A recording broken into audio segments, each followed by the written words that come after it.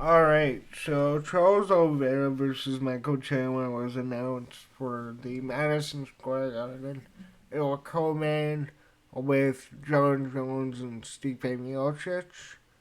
But when this fight was announced, I had a lot of mixed feelings, and I still have a lot of mixed feelings about this fight, right?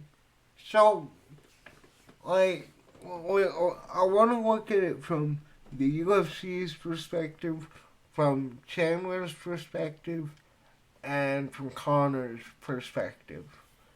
And with Michael Chandler, I'm going to start off with him.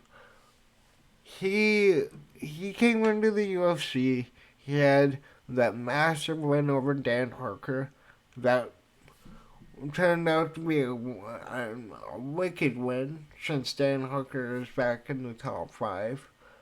Uh, he had a wicked fight with Gaethje.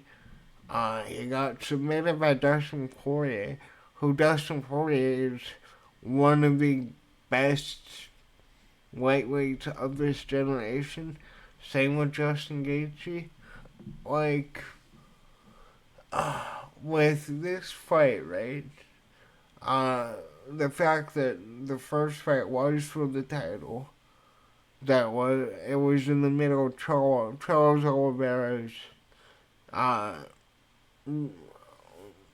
dominant streak he was on. I forgot how many fights he won on that way to the belt, but it was absurd.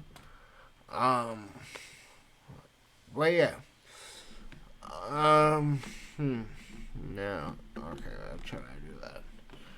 So Charles Oliveira contemplates another title shot with Conor McGregor clash. This is why this fight interests me, right? Because let's say Charles Oliveira beats Chandler again. Let's say he does it even more convincingly than his last fight. Then, like, he'll be up there with Max Holloway after Sarukian and Islam fight, he'll be right back up there. Like him being he was a dominant champion for how long he had the belt. Even though he nearly got finished in every fight, he beat people with ease. Like he kind of has that possum effect. But anyways, uh, former UFC lightweight champion Charles Olivera will have many options with a win in his upcoming return at UFC 309. Oliveira will face former rival Michael Chandler in the UFC 309 co-main event on November 16th in New York. Uh, this is after a split decision against Arman Tsarukyan, who Arman Tsarukyan, we all know, is getting the next title shot. Oliveira remains one of the UFC's biggest stars after a memorable reign as UFC lightweight champion. Like, right, with Israel Adesanya, right? He lost his belt twice. He lost to Ferreira. They gave him that rematch because, the history of that fight, he was a dominant champion. The fact that he won every round up until the fifth. Same way he won most of the kickboxing matches. Uh, but, like, with me, I kind of look at Charles Oliveira in that same uh, way I look at as Izzy and Usman to an extent. Like, I've made a ton of videos recently saying that Sean O'Malley doesn't deserve rematch a rematch against Merab when he comes back because of the way he lost. Like, I was watching, and this is a complete side tangent. I was watching Guru's video on it, and like, his point was damage. And although I agree with him that damage used to be the main criteria for fighting, right? But it's moved into this control time with all these wrestlers where like we have fights where people land amazing combinations, heavy strikes, and because their opponent will sit down and hold them for 3 minutes, they win the round. I'm against that, but I don't know. With the way I saw it Sean O'Malley fight, I know I'm running down a bunch of tangents. I'll get back on topic eventually. But like, I've been seeing all this stuff. Charles Sutton being a big one. Guru made a video on it, and like, it's just based off of how we're scoring fights now. That that fight was a dominant victory for Marab. But I do agree with Guru that if you looked at the fighting scored at the way that fights used to be scored, um, Sean won.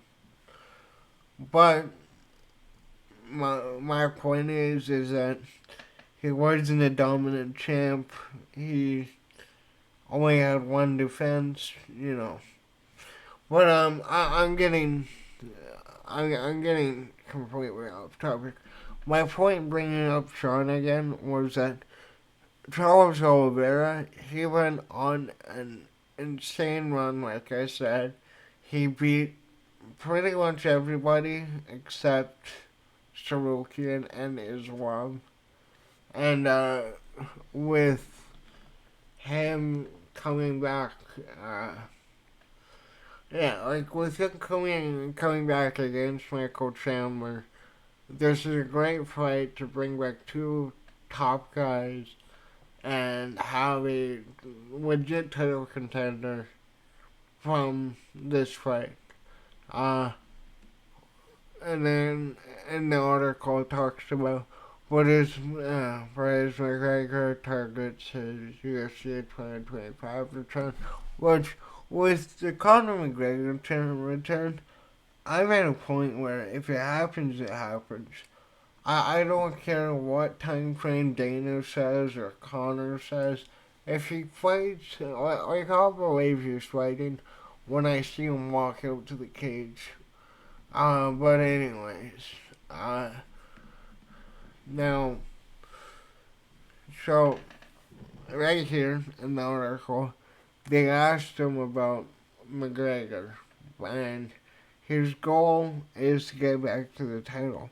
However, I feel like with Olivera, if he wins this, I could see him taking the Conor fight over Chandler. And with this fight, I feel like even if Michael Chandler loses, you could still promote the Conor fight because of the fact, like, he already did the Ultimate Fighter. Even though the hype is dying down for the fight, it has some hype. Uh, like, you can still do the Chandler McGregor fight. But I think that Oliveira versus Conor is a much bigger fight for the UFC. That's nothing against Michael Chandler. I feel like Oliveira would show a lot more against Conor McGregor. Him being the champion, him being a massive star in Brazil and really all over the world. I think that Oliveira Conor, it'd be a tough fight for Conor, but I think it would be a very fun fight. Now, I will leave the question with you. What do you think about this fight being made?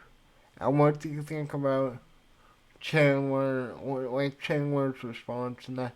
I thought about uh, watching his video where he explained it, and before I go, I guess I'll talk a little about that.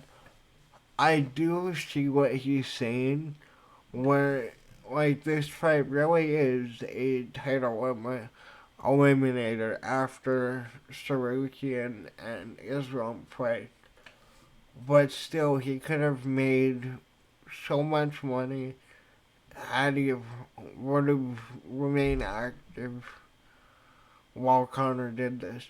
He could have had 3 or 4 fights by now. And now I think he's 38, 37, something like that. He doesn't have many fights left. But I don't know. Let me know in the comments, what did you think about this fight when it got announced? Who are you picking to win it?